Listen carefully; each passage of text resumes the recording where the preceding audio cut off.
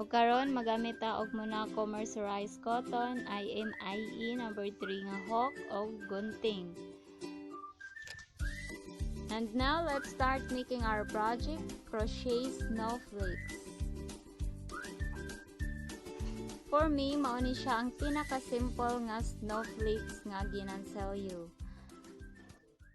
O para sa mga nagpractice sa ganselyo, sa mga beginners, nindot pud ni siya himuon kay sayon ra siya kaayo. Sayon ra ang iyang patterns. So, magsugod na ta sa atong crochet snowflakes. Ang una natong buhaton is i-pull out lang nato ang thread sa center sa atong ball. Dayon maghimo ta og slip knot.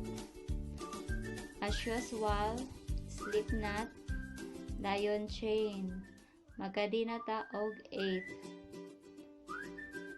Pagkahuman sa 8 kakadina, slip stitch ta sa first chain nga atong gihimo sa pinakauna nga chain. Slip stitch ta didto para makahimo ta og circle. Ani, so nanatay circle nga nahimo. Okay. Dayon sa atong first row, chain 4, kadina tag upat. Pagkahuman sa chain 4, mag double crochet ta. Maghimo tag 12 double crochet sa atong circles with the interval of 2 chain. So, chain 2, niya, double crochet 1, chain 2, then double crochet 1. Hantod moabot ta og 12 ka double crochet sulod sa atong circle. Okay, nanatay 12 double crochet. Sa atong end, sa first row, sa atong last part sa atong first row, magkadina ta og duha. Dayon, slip stitch ta dito sa atong first 4 chains. Slip stitch sa ikatulong nga chain para na po siya interval ang atong first.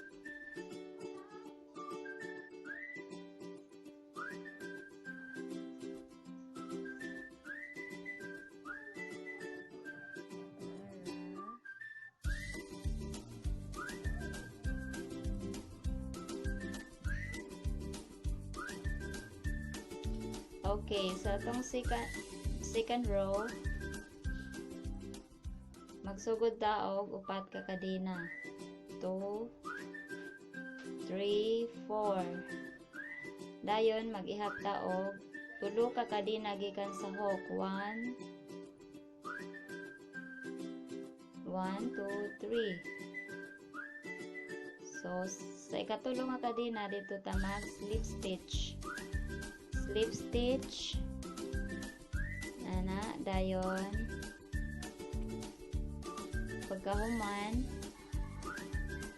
kadina ta og duha.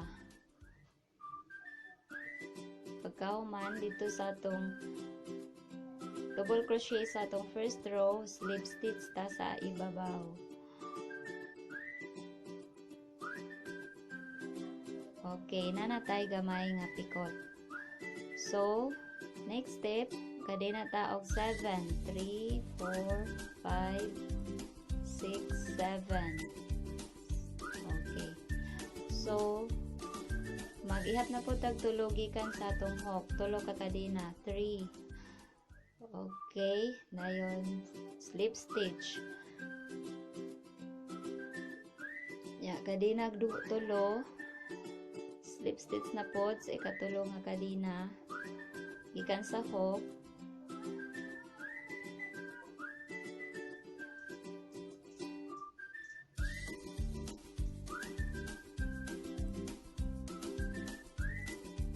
Mao ni siyang forma.